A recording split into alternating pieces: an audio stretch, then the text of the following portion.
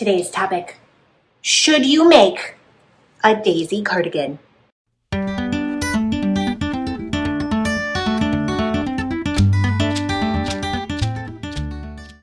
Hi friends, welcome to another episode of the Cozy Cottage Crochet podcast. My name is Hannah. This is a podcast all about crochet, a little bit of knitting, sometimes sewing, and now breaking bread, specifically sourdough, and generally living the yarniest life possible in St. Petersburg, Florida, where I live. How are you? It has been, I don't know how long, 3 weeks maybe? Will it be 3 weeks by the time this episode goes up, or will it be 4 weeks? I just don't know. Thank you so much for everyone who commented on my last video and left love. I have read every single comment multiple times, and it was definitely the encouragement I needed, so I really appreciate you. I've responded to some of them. I will keep responding to them as I have time, but please know if you left a comment, I read it and I treasured it in my heart, and it really made things easier. Now, you may notice that I am in a different spot today. I am in the kitchen, and that is because I need to be able to show you the cardigan that I have finished. How long will we have? I do not know. It is about 9:23. The baby has been sleeping for about 23 minutes. I don't know if you can see him really, but he's asleep. So we have some time to chat specifically about the Daisy cardigan. That is the topic of this episode. So pull up your, I was going to say pull up a chair, but you're probably sitting already unless you're like putzing around the house doing dishes and whatnot. So pull up your favorite drink. Mine is a giant vat of water because nursing makes me thirsty, y'all. And let's get started. Ta-da! The Daisy cardigan is finished. I am not going to put it on quite yet because it is made of wool and it is made of bulky yarn. It is very hot. The question is, should you make one? Let's talk about the pattern. Let's talk about the yarn, and then we'll talk about whether it is makeable for you. I got this as a kit from Lion Brand. Lion Brand was having a sale. I bought this months ago now.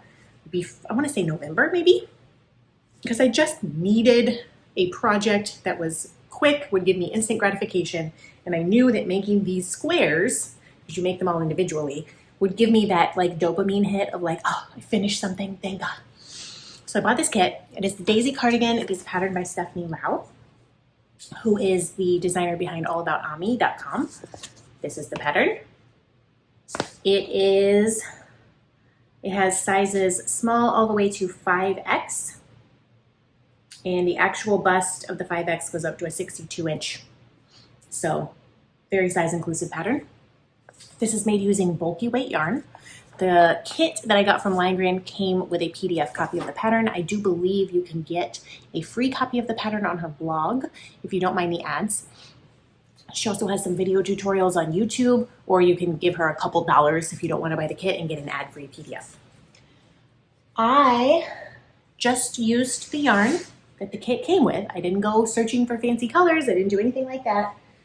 It's Lion Brand Hue and Me. This is the label. Hue and Me. It is a yarn collaboration that they did with Two of Wands, who is a designer. I used the colors Sea Glass, which would be this one. That's my main color. I think this is cream. I don't know where the label is. Some kind of creamy color. There's only one. And then I used this gold for the center of the flower. Actually, I used the same flower as she, so this is called Salt, this color, and this is called Mustard. So Mustard, Salt, Sea Glass. In the pattern she uses, her third color is a pink. It's called Rose Water. This is what I have left from the kit. So I have half a ball of this mustard color. I have almost a full ball of the white, and this is maybe 2/3 of a ball plus a little bit of one other ball. That's what I have left. So the kit was plenty generous. I got gauge. I used a 9mm hook because that's the only hook I have. I think she calls for an 8. I used my 9mm hook on the whole thing. Let's talk about this. Instant gratification? Yes. While you are making the squares. The squares are so easy. You can easily memorize them. Okay? They are super simple. You could bang out one a night if you wanted to. You could bang out 100 of them a night. Maybe not 100. That's an exaggeration. I needed to make 3, 6, 9, 12, 15, 23 squares. And I did. Then the hard work begins. So this is like the rule of life and crochet and knitting. If like you give your kid the easiest meal of all time, it's going to be the hardest meal to clean up. If you're making a cardigan that is made of squares, individual squares that are not joined as you go, the finishing, oh my gosh, the finishing, you guys.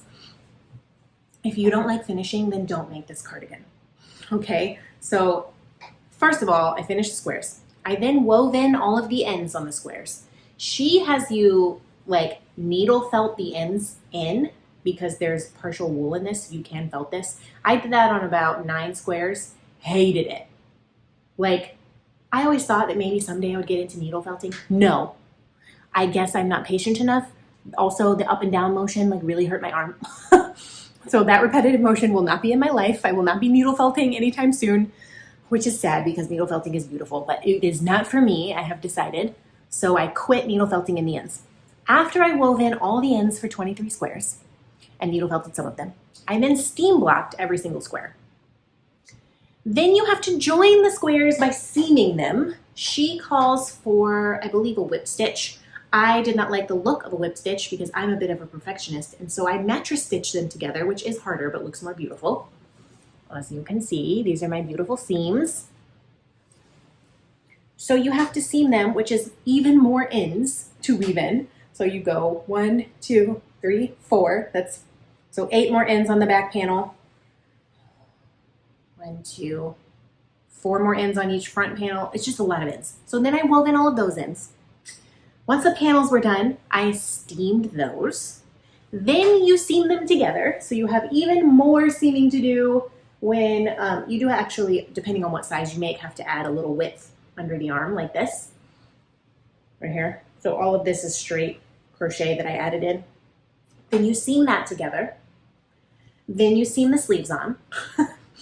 Then you do the bottom border. Then you do the collar and the sleeve cuffs. I did not do the sleeve cuffs exactly as written because she calls for you to add more length to this, and I have kind of short arms, so I didn't do that. I just went ahead and did the sleeves, the sleeve cuffs. I actually thought that I would really like the shape of the body of this and really dislike the sleeves, but the opposite happened. I don't love the shape of the body, but I love the sleeves, which is a good thing to know. So yeah, this seaming, you guys. And then after it was all put together, you have to steam the whole thing again. Now she has you steam it at the very end. As I said, I'm just a bit of a perfectionist. And I find that seaming is much easier once the pieces are all steamed. I have had a couple people tell me that once you throw this in the washer and the dryer, it softens up and becomes a lot more drapey. I did that, and I still feel like it's pretty darn stiff, honestly. Like, it's not as drapey as I would want it to be. Granted, it is a bulky yarn, so there's only so much drape that it is ever going to have. But the bottom line is, if you don't like finishing, don't make this. I don't think I've ever spent so much time finishing as I did on this sweater. Perhaps as much time in finishing as I did making the squares. That's a lot. So let me put it on. Let me try it on and show it to you. So from this view, I actually love it. It's super cute, right? I don't really know that this is my vibe. I don't mind the flowers necessarily. I just don't think this is my style. I am a very I like drapey, I like shawl collars, I like classic shapes. I love oversized, but this is very, very big and heavy, and I'm just not sure. Like, I would prefer a brighter color, I think, but Chew and Me does not really come in.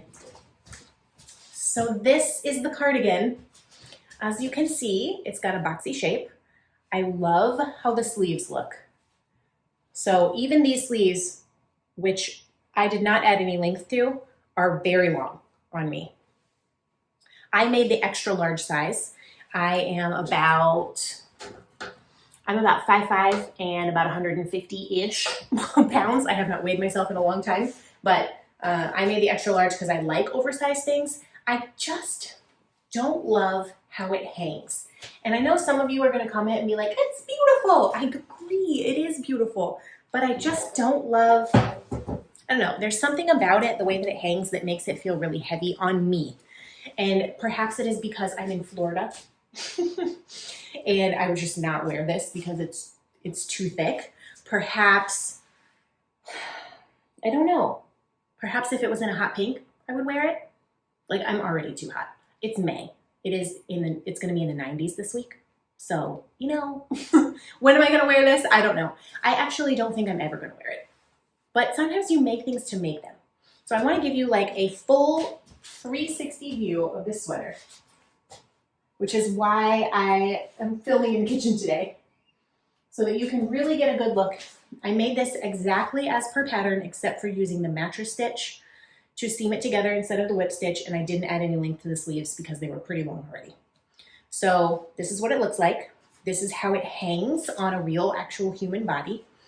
I think if you live in a cold climate, this would be amazing. There's no buttonholes or anything. You could totally add some. You could add like a little latch to close, or you could just leave it open. I would be inclined to leave it open, and I think that that's why I don't love how it hangs. Because if it's like this, it's actually really cute. Like, I think you could belt this right here, and it would just be like fabulous. But I will never be cold enough here for me to belt this. I would wear it more like this to let air in, and then it kind of just, it's like too much fabric. Also, if I'm gonna wear a big oversized cardigan, for me, because I have a long torso, I need this to be longer. So it hits right here. I would want it to hit right there, which would mean I would need a whole nother square, which would probably put it way down, so it wouldn't really work. So I just think for my body type and for my personal style, this sweater is not going to work for me. But that's okay. It's been a long time since I have made something just for the pure sake of making it, not because it's gonna fit in my wardrobe perfectly or because I'm writing a pattern for it. I just wanted to make something. And despite all of the finishing, I really enjoyed the process. I like the final object. It's just not for me, I don't think. So it was a great experiment. It did exactly what I wanted it to do, which was give me a sense of accomplishment in crochet that I have not had since baby Noah has been born. So this is what it looks like. If you like this, if you like kind of muted colors, if you're a flower child, if you like this shape, or if you have a normal torso, because I just have found, and I didn't even know this until after I started making my own clothes. My torso is too long. I look proportional, but I'm really not. My legs are actually pretty short, and my torso is long comparatively in my body. And I always had problems finding shirts that were long enough when I was a teenager, and I was just like, oh, they just don't make shirts long enough for my style. No, it's actually my body. It's my body shape. So I think a large portion of women have torsos that are a little bit shorter than mine, and so this might be the actual perfect length for you. And of course you could adjust. I just did it. So this is what it looks like. I have to take it off because I'm hot. Like I said, the kit cost me about 50 bucks on sale with Lion Brand.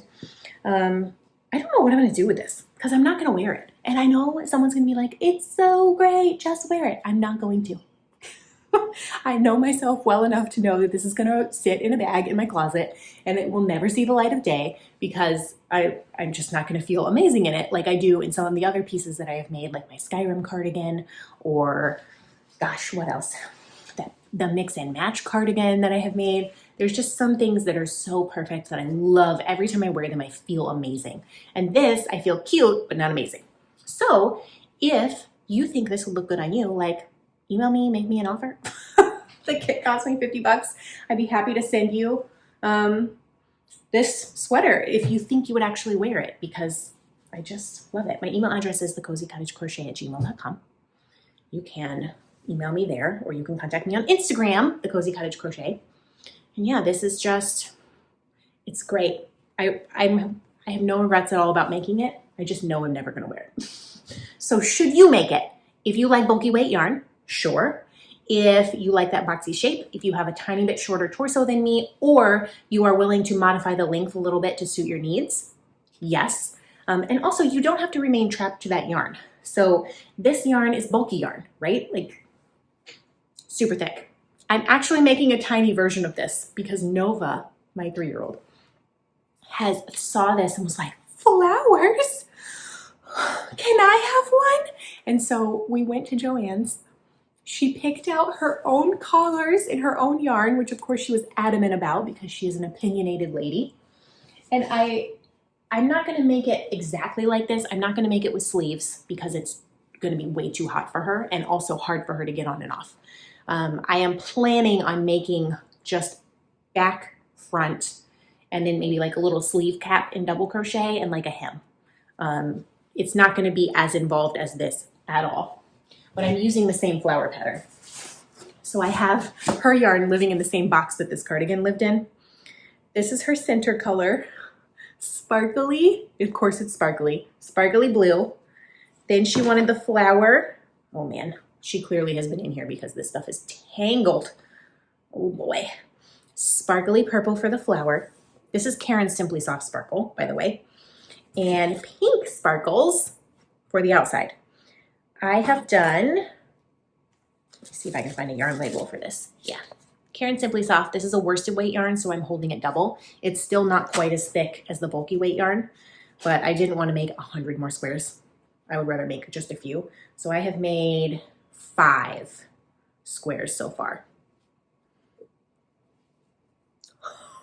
First of all, I love this way more than I love that blue. I should have made myself a purple, blue, and pink sparkly sweater. Then I might be more inclined to wear it. This also has so much more stretch and drape simply because of the nature of the yarn being 100% acrylic and because of how holding worsted weight double is still thinner than bulky. Woo! Almost dropped it. So, yes, it's gorgeous.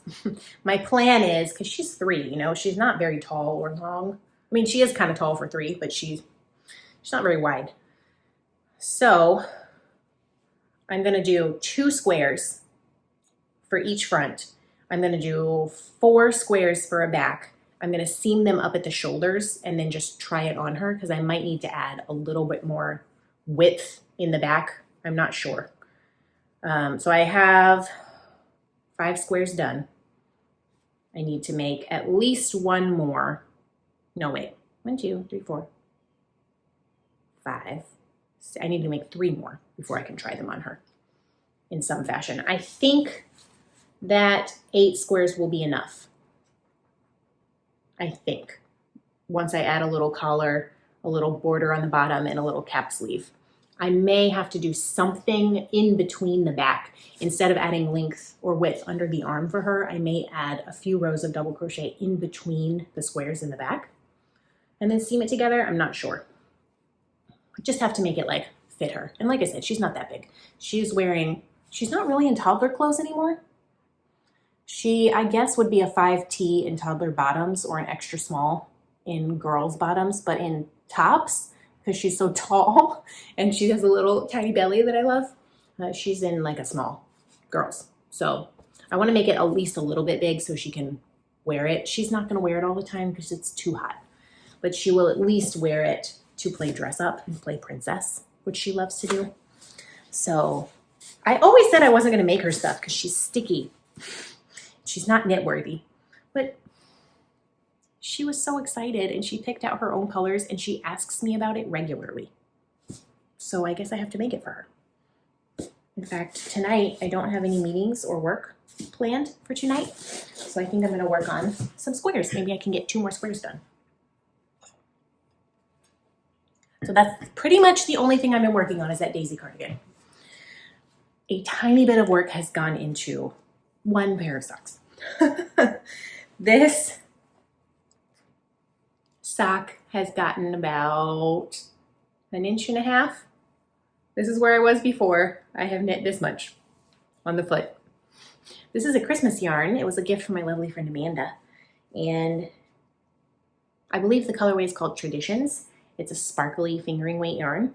And it came with a little mini that's also sparkly for toes, heels, and cuffs. And this is, I don't remember the dyer, but I know I have the tag. Long Dog Yarn Sparkle Sock. 70% merino, 20% nylon, 5% stellina. And the colorway is a Traditions sock set. So I believe it was a Christmas yarn. The way that I knit my socks And I haven't knit socks in quite a while. This is the only sock progress that has been done since he's been born, so almost 8 months. My Lord. Have I finished a pair of socks? Maybe I finished 1 pair of socks. I can't even remember. That's how crazy life has been. But typically what I do is I cast on 64 stitches. I do 2x2 ribbing in the round for 15 rounds. Then I work 1 round of stockinette in the contrast color, and then I switch to the main color and knit until the leg is 6 inches. This is for my tall socks. On a shorty sock, I would knit for maybe 15-ish rounds, maybe 20. This is a Fish Lips Kiss heel, and then I'm just knitting down the foot. And of course, I have in here my trusty favorite notion of all time, the sock ruler. I used to measure my socks like with a little tape measure. This is so much easier, and it has all the sizes. So I just put this in. This is from Twice Sheared Sheep. I will put the link down below. Last time I put the link, I think that they were out of stock on sock rulers. I believe they are back in stock in all the colors at the moment. So you just put it in and you match it up. So I can see that right now I'm at a kid size 13, but I need to get all the way up to here. So I have some more knitting to do, but it has all the women's and men's US sizes. So you could feasibly knit anybody a pair of socks with this and get the length right. And then it has centimeter and inch ruler on the other side. It's my favorite tool. They just told me I have a lot more knitting to do. That's the project that just lives in my bag. So whenever I have a few moments, I knit on it. I am almost never alone these days, so I almost never knit on it. I got one thing, actually I got 2 things in the mail, but one of them I'm going to do a separate video on. It is the Hooks and Needles subscription box, which gives you a crochet or knitting project to do every month. And so they sent me it to review, and I will review it. It looks super cute. It really looks super cute, but I'll review that in a separate video. The other thing I wanted to show you is it's a new product by Twice Sheared Sheep, and they sent it to me just to review. And I had seen this on their website, but you know, life is crazy. I just haven't had time to do anything, look into anything. It's just impossible, right? So I didn't really, first of all, know how big this was or how useful. It's called a project journal. They have a flower version and a chubby sheep version. It's really big, and there are so many features in this. I have had project journals in the past that I had just not used at all because I find them fiddly, or they have a page that you write stuff on and I can't keep up with that because then my swatch is somewhere and my yarn is somewhere and my hook is somewhere. It's just like too much for me to keep track of. This actually has something that I wish, I mean, I can't believe this didn't exist before, honestly. So it's like a binder. It has all these pockets that you can put things in. It has a pocket right here. This is instructions on how to use it that it comes with, but it has all of these pages. So these aren't just pages to keep track of your project. It is a project detail page. So you write the pattern, the designer, when you started it, your rating, you can put a photo, you can put any notes you want to remember. That's cool. This is the part that's cool to me. This is where you write your yarn. It has a pocket. You put your swatch in the pocket. Why has nobody thought of this so far? So next time I have a sweater to swatch for, and I'm always forgetting what size hook I used, and no matter what I do, I can't keep track of it. So I could literally write the size hook, do my swatch, put the one that fits in here, and put the pattern in here. Genius. I think that's genius. So it comes with all of these pages, and you can buy replacements of these if you run out, but this is like 20 something pages. It also comes with just blank graph paper, and this kind of graph paper. This kind and this kind, if you want to, I don't know how well you can see that, it's just little dots. If you want to make notes, if you want to just have plain paper to use. And then it has these little page protectors that fit in there, and this is where you put your pattern. So you put your pattern in one of these, And this is actually made, well, this is actually made to fold over like this, and you can prop it up and have your pattern right here. It has a strap. So you can have your pattern and it be vertical like an easel the whole time. It has another pocket back here. It has a space for a pin or a pencil, a little thingy. I can tell that so much love went into this that it's shocking. Like the things that are in here are things that knitters and crocheters can actually use. I was really, really amazed. I like truly amazed. And there are instructions, like I said.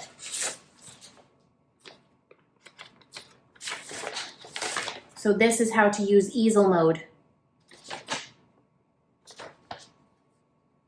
It's like, I'm just so happy with it. So I have not tested it out yet, as in I have not put a pattern in it because I haven't really been doing a lot of crochet. But I definitely will be using this and I will report back as well as to how it holds up. But I'm just really impressed by this whole thing. And it's adorable. Oh my gosh, you guys, the chubby sheep. It's so cute. It's so cute. So I'll put a link directly to this down below so you can check it out.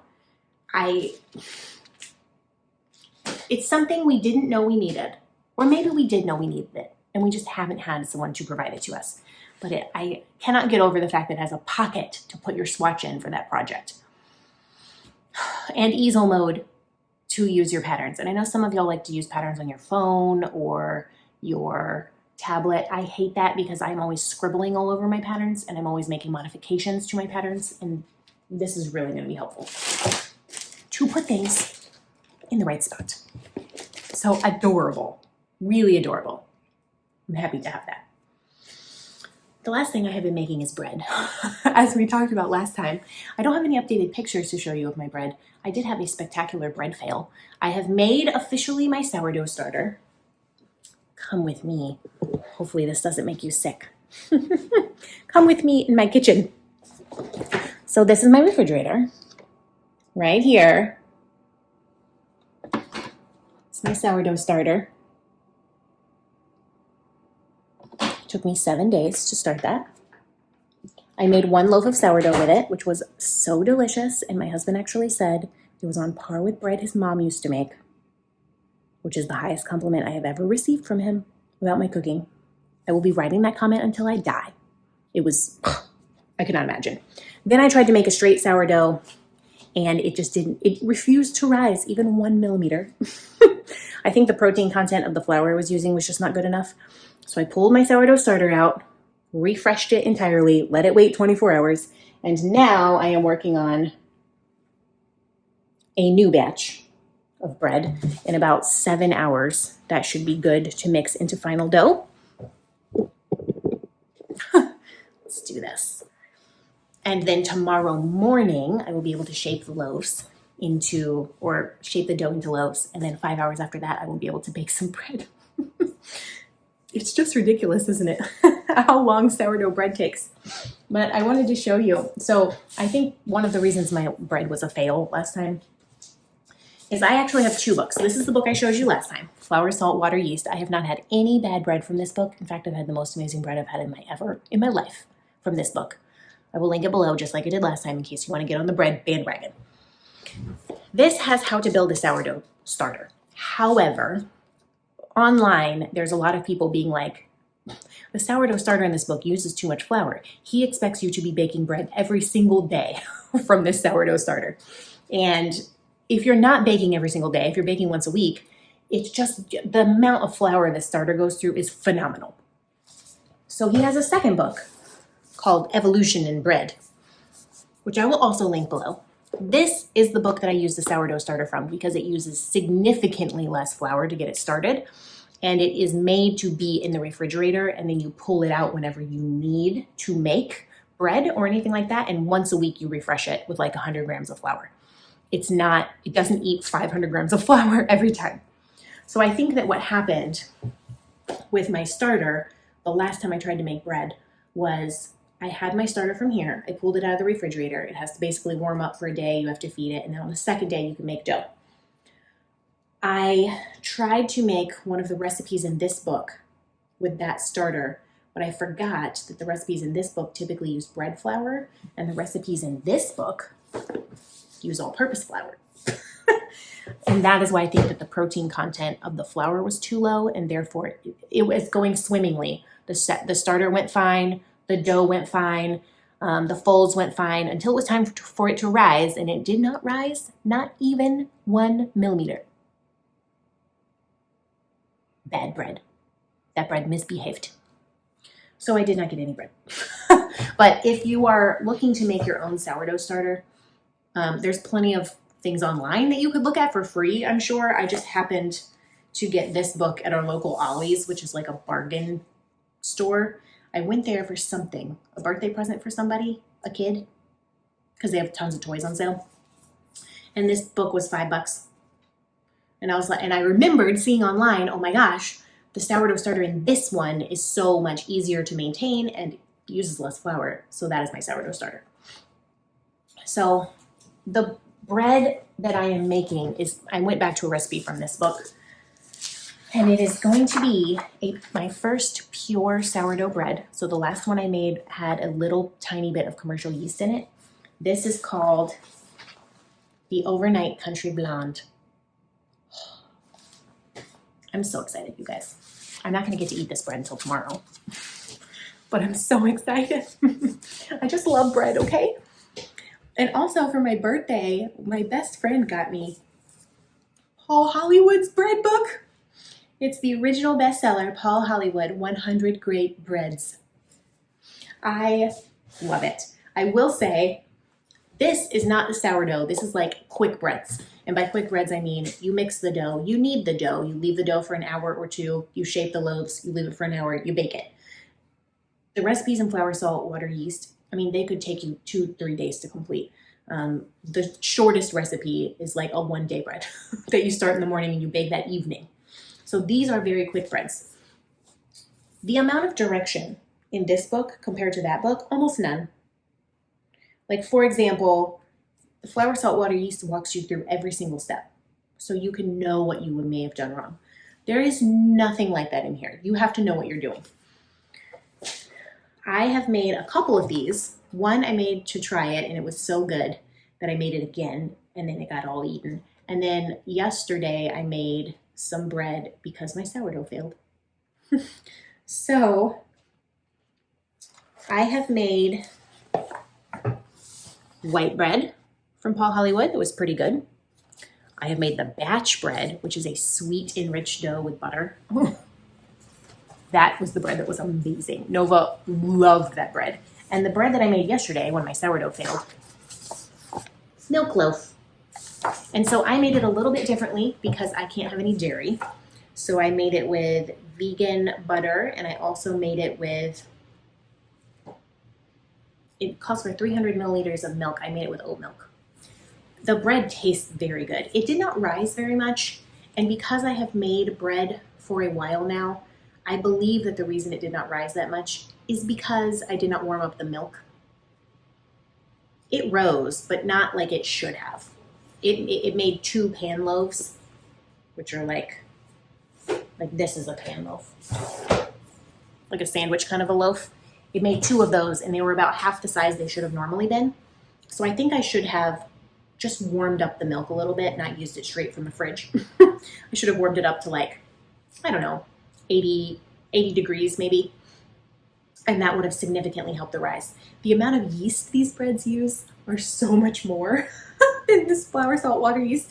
So that even the ones that use commercial yeast and flour, salt, water yeast, it uses like a half a teaspoon or something, like tiny. These breads use like 15 grams of yeast. Some of them use more than that, which is really funny. So there's all kinds of quick breads in here, like Guinness and treacle bread. I have not ventured into anything else. Like, it has recipes for scones, rolls, brioche. It has recipes for croissants. I don't know how a croissant would come out with vegan butter, but I might give it a try at some point. It has like ciabatta, focaccia. Oh my gosh, they're just so good. Pita bread. There's a whole section on herb and seed breads. And then, where is the last? They have like Danishes. You can make all of this. Tea cakes, donuts. It's just all apple pie. I gotta make an apple pie. So I have to probably like veganize them because of the dairy and egg situation in my house. But yeah, I was pretty excited to have that book too. So what I'm saying is we've been eating a lot of bread. I hope tomorrow my sourdough will be delightful. That is all the making I've been doing. What else is going on? Sleep has been up and down. I'm very tired. The kids had a little bug. I really thought Noah was teething, but no tooth has come out, and he was pretty miserable for a couple of days, so I think actually he may have had a little cold. Nova had a little cold, but he has one whole tooth that's about to come out, so I don't know. Normally it only takes a couple days to get the tooth out, but he's been congested and coughing for like 4 or 5 days now. Last night was better. He was only up twice. The night before that, he was up like 3 or 4 times. Just, ugh. He, in general, is doing much better now that we're being really, really strict about soy and dairy. And he is crawling, like full-on crawling, not army crawling. He is pulling himself up to stand on everything. And he is trying to scoot sideways. I'm like, dude, you're not even 8 months. He'll be 8 months old tomorrow, I think. Or what's today, the 7th? Today is May 7th. He is 8 months old today. Like, you don't have to walk right now. You don't have to. I don't know. He's a funny little guy. Nova has been just 3-year-olding it up, which means she is equal parts delightful and trying my patience, y'all. Yesterday, she had possibly the biggest meltdown she's had in like a year. It's like she wasn't even there. Like, she was beyond. And she was so tired after she finally calmed down. And I was like, yeah, I would be tired too if I were that upset. So, as far as parenting goes, I'm a bit on the struggle bus. I won't talk about that at length because I did last time. But I'm trying. It's a lot. I don't know. At least the baby is feeling better. He's definitely a little constipated because he loves solid food so much. So we're giving him a little bit of water, giving him a little bit of prunes. I actually had to give him some milk with magnesia last week to help him poop. But he's doing a little bit better, which means he's sleeping better, which means everything is better. So I'm really, really thankful for that. And I think that's all. I have, like I said, another video to record hopefully next week about the crochet and knitting subscription box from Hooks and Needles. That will be super fun. And I hope to be back with you again. I definitely felt that the last podcast that I put up really like helped me feel creative again. It helped me like get into the groove of like, this is something that I love and I want to do it and I want to show up here. And I love you guys so much. I love you so much. So I will sign off. I know this is a little shorter than normal, but I can see the baby's fingers. He's sleeping. He's doing this, which means he'll be up soon. So until I see you again, happy crafting. Be kind to yourself. Leave me a comment below and let me know what you're working on. Leave me a comment and let me know if you're going to make a Daisy cardigan. And if you'd like to own this, so just email me, make me an offer, because I don't know what to do with it. I'm not going to wear it. Except for right now, I'm a model. Nova learned the Spanish word for princess is princesa, so all morning she has been going, I'm a princesa. So, a princesa. Adios, friends. See you next time.